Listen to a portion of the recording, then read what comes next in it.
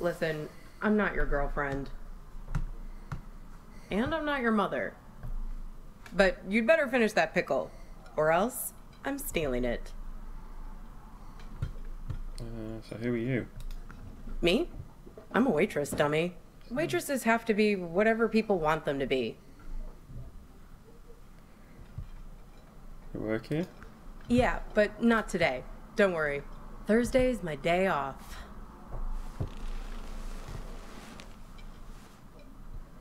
So that's dragging your only day off. That's okay. It's nice to sit on the other side of the counter for a change and see how the other half lives.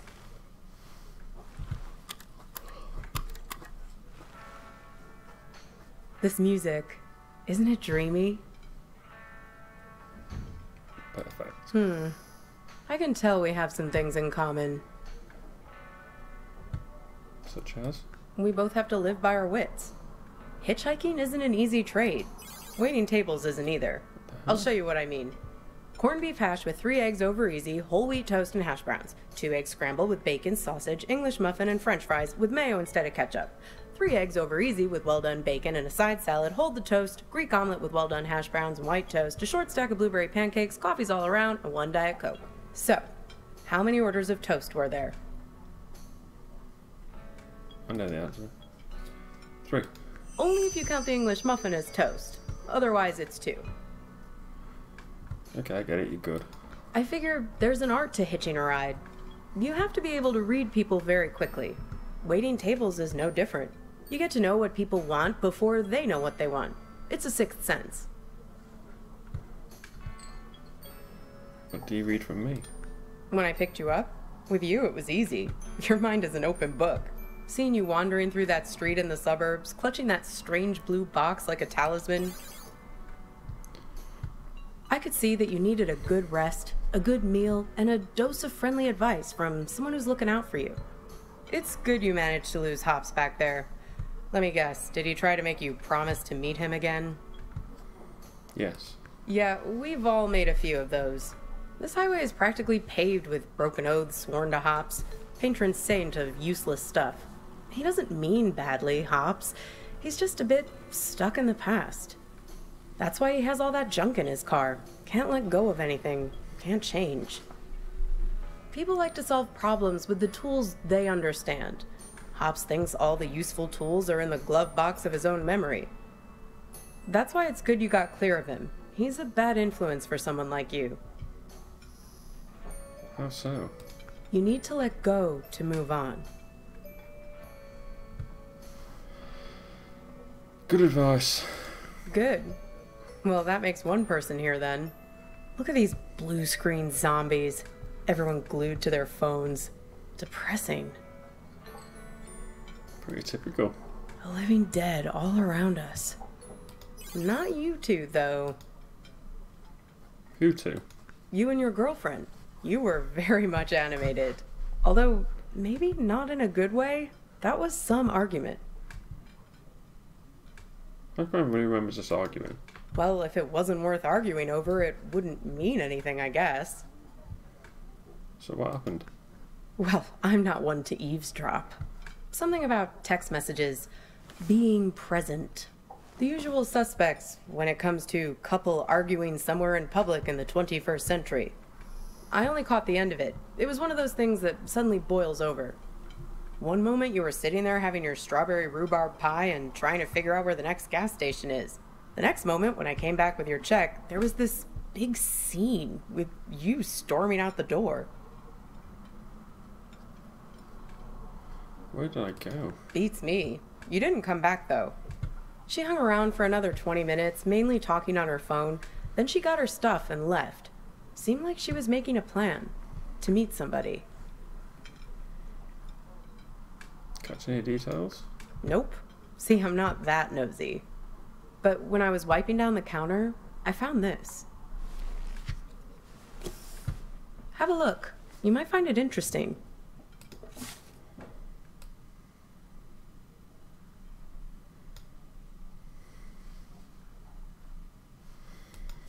Weird, right? Gets weirder, though. Check out the back. I saw it the first time. Seems like some kind of rendezvous. I mean, I figure that's not your card. What is Balkan Tours? Beats me. I just work here. Sorry, Copernicus. I've helped you all I can this time. Sure, I can drop you off there once we get out of here.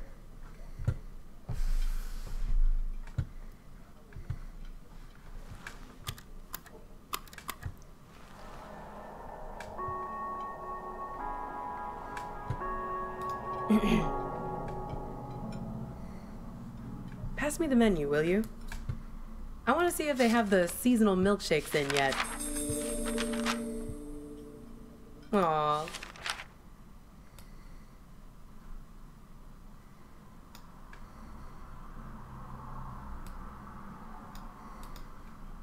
Aw, look at that. It's like a little map of your adventures. How convenient. Even your gas station is there. Did you notice? It's a typical sign, you know.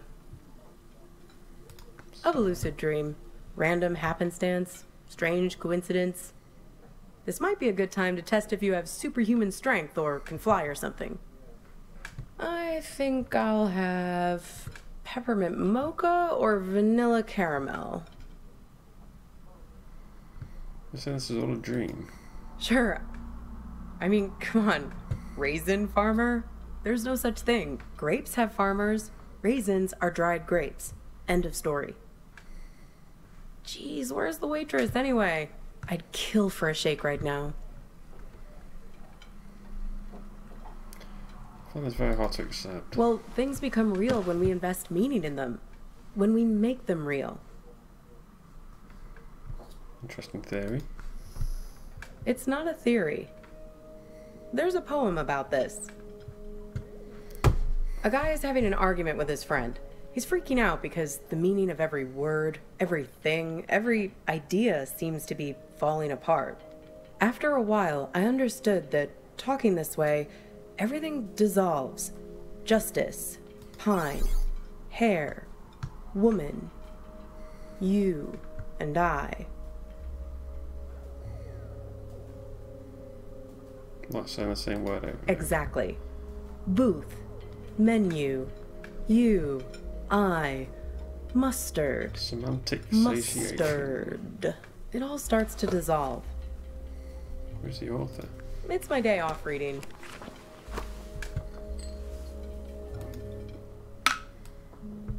Robert Hass. So what happens?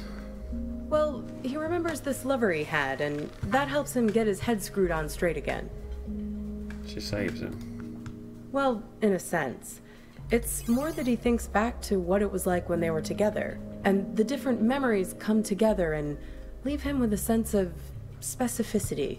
That things are real and not just a big pile of words and concepts and stuff that fall apart the moment you try to squeeze them tight.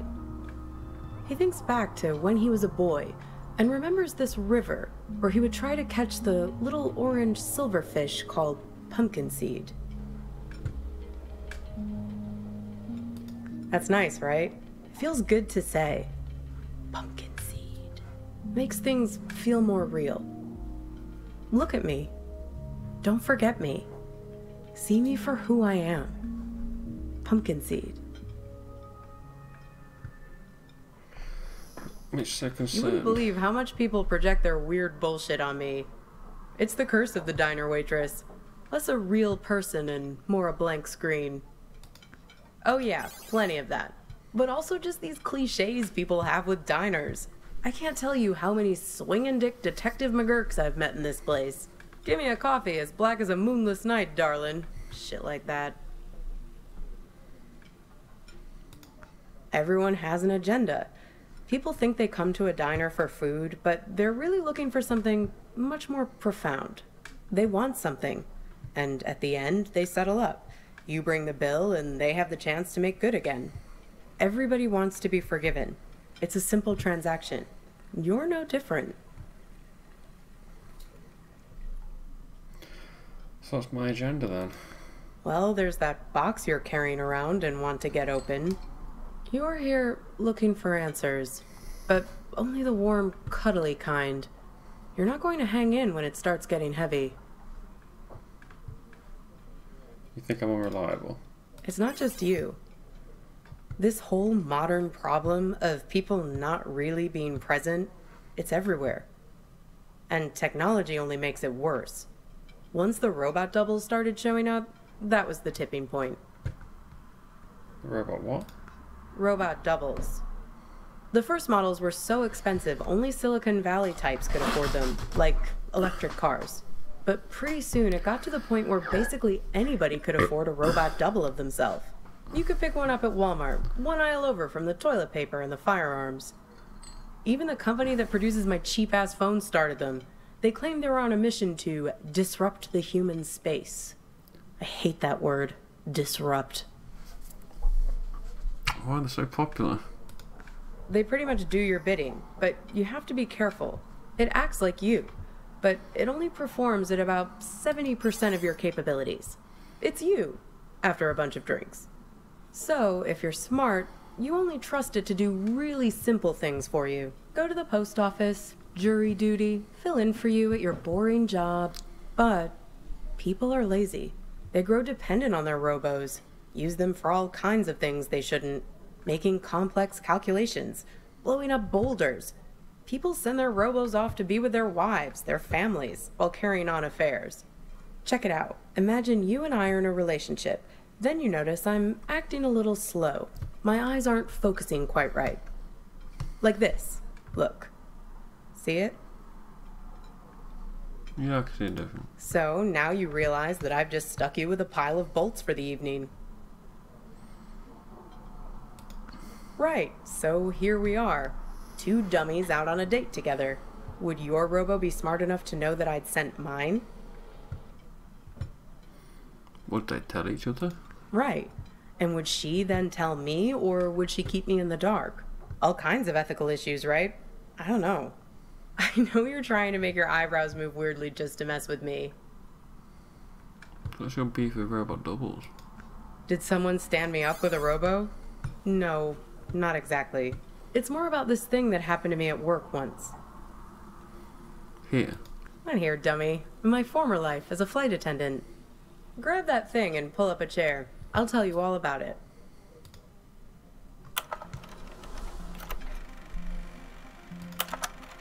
You feel like a sack of bolts yourself doing these safety demonstrations.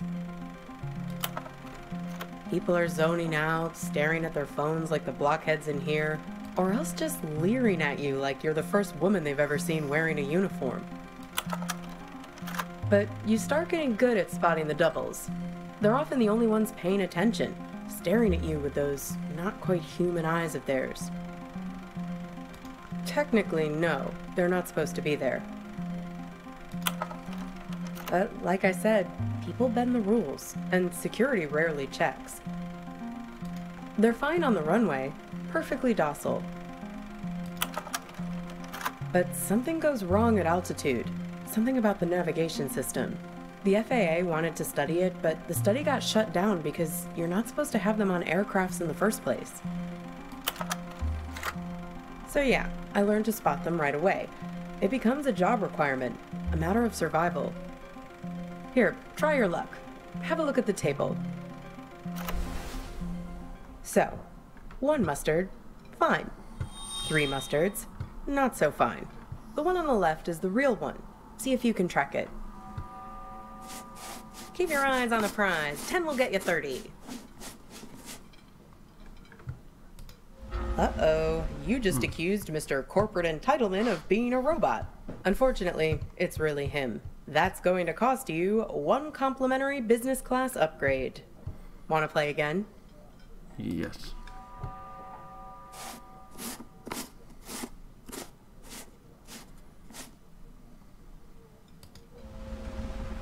Very good. You have successfully enforced airline regulations. Want to play again? Yes.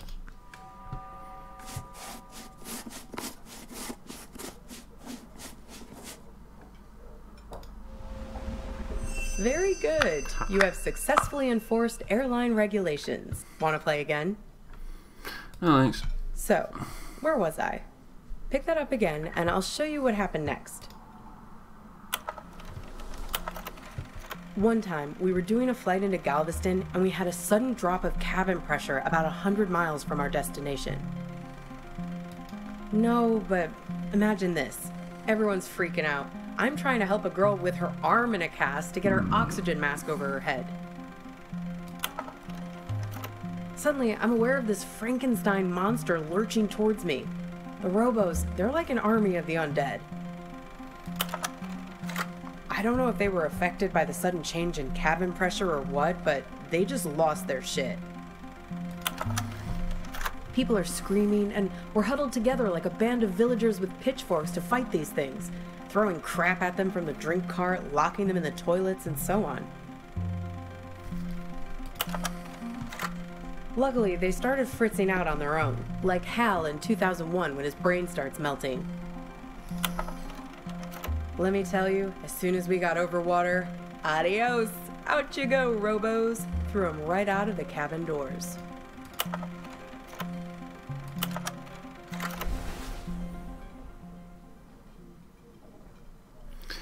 Must be pretty traumatized. Maybe so. They're everywhere these days. I can see one in this diner right now, in fact. Can you find it?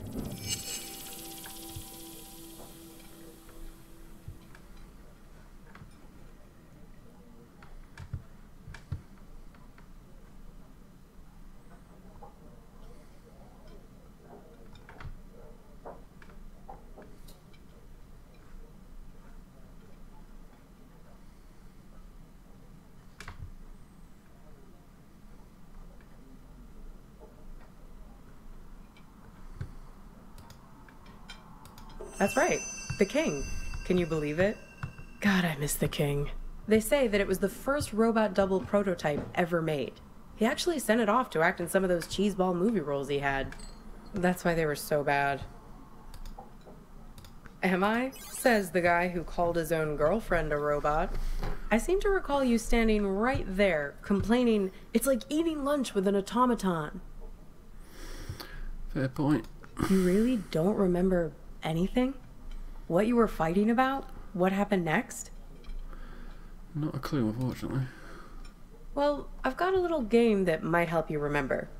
It's kind of like a telephone seance. Ready? Okay, I'll play. Hello? Hi? Is that you? Yeah, who's this? This is your girlfriend. Yes, it's me. I'm calling from beyond the grave. Give me a break.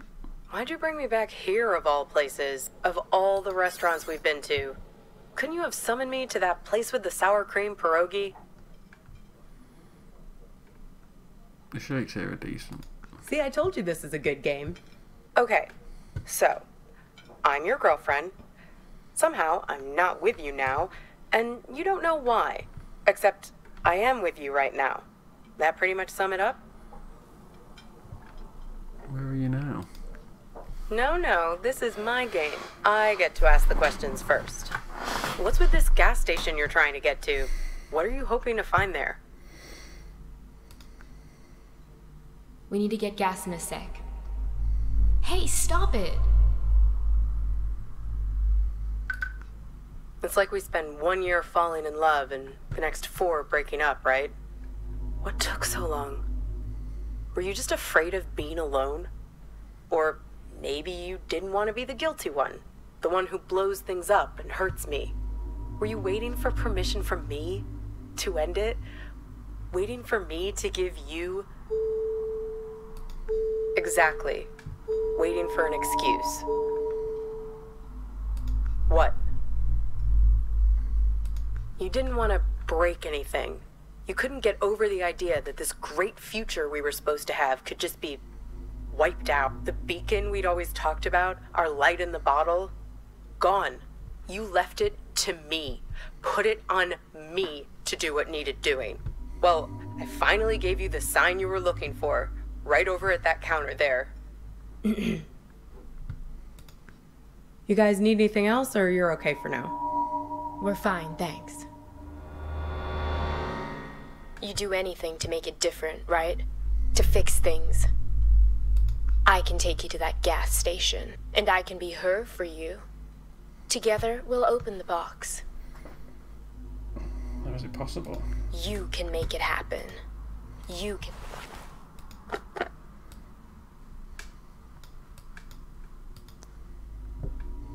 You can make it real. What do you say? Miss the old times? Let me be her. Good. Now it's your turn. You can ask me one question, whatever you want. In trouble. It's cold here. The ropes. The man on the phone. Yes, the one I was texting when we were eating lunch. The man with many eyes. Yes, he has 10 eyes, like this. No, he wears them around his wrist, like a bracelet. Even while he sleeps, a few of them keep watch, their eyes open. He also wears an orange vest. That guy. Find the man with many eyes, and his friend, the man with mirror eyes. They're the ones who did this to me. Close your eyes. Hey, where'd you go? It's like you went somewhere else there. Having some irresistible dream. Good for you. You don't have to wake up, but we do need to pay the bill. Works for me. What's the sudden rush? Are you sure? If you're lucky, maybe she hasn't even gotten to the gas station yet. Well, the card has Thursday 4 p.m. written on it, right? That was 2 days ago. And need I remind you that today is... Yeah. If we leave now, we can beat her there by nearly an hour and find out who's waiting for her. Well, that's easy. If I'm made up to look like her, he'll give himself away as soon as we arrive. I have a few wigs in the car. Well, that's the thing. You'll be waiting in the car with my phone. You can call the police the moment anything looks funny. And like I told you, I'm an expert shapeshifter. Come on. Time to be forgiven. And time to hit the road. Time to pay the check so we can get out of here.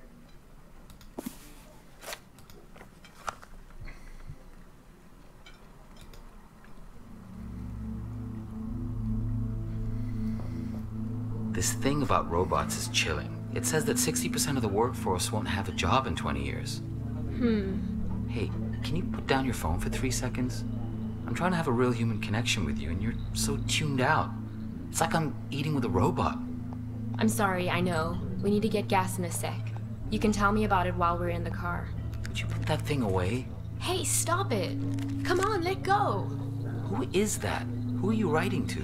God, keep your voice down. Look, I've been driving for ages. I just need to space out a little. A little? It's like you're a million miles away. Can you just give me a break, please?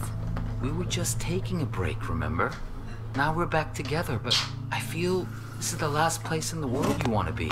Well, that's what I'd call a self-fulfilling prophecy. Ain't love grand? Come on, let's get out of here. That went well.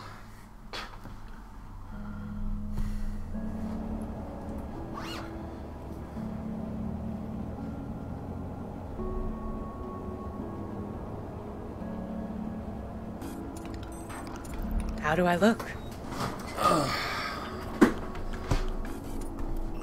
Good.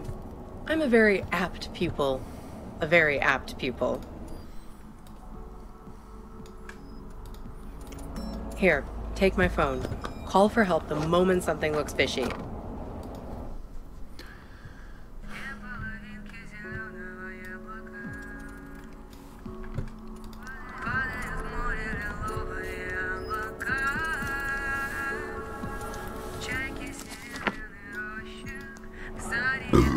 Pardon me.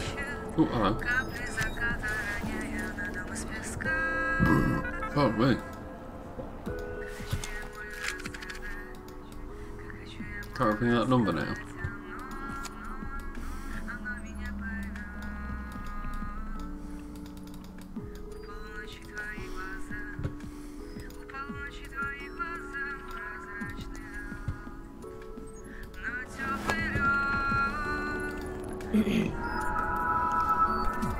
Shoot.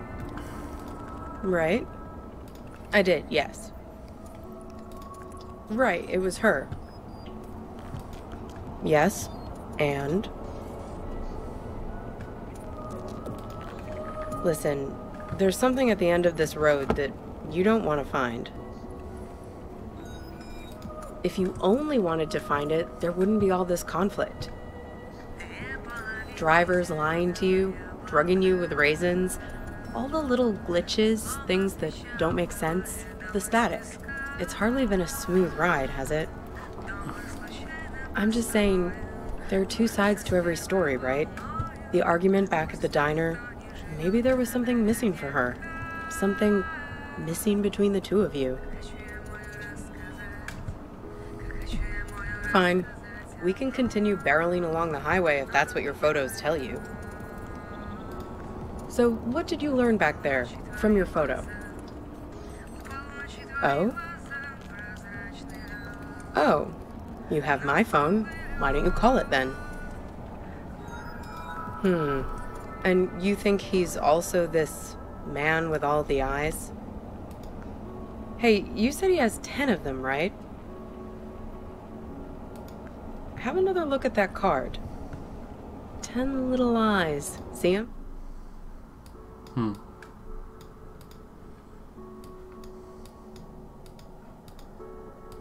See him?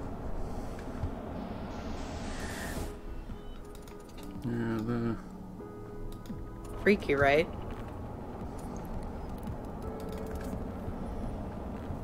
Well, almost there now.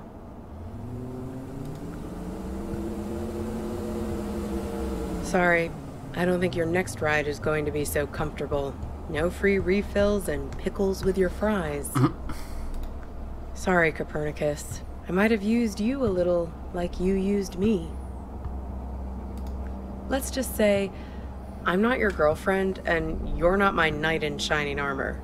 It's nothing personal, just a simple transaction motivated by self-interest. Nothing different than what you chose back at the diner.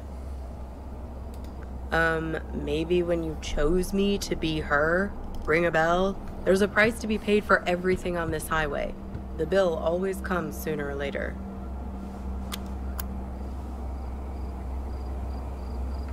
Yes, he's almost out. We're pulling. I'll be handing him over in a sec. Hang on. There's a third car now. A Volvo. It's pulling up. What's that doing here? What the hell? Watch it, buddy.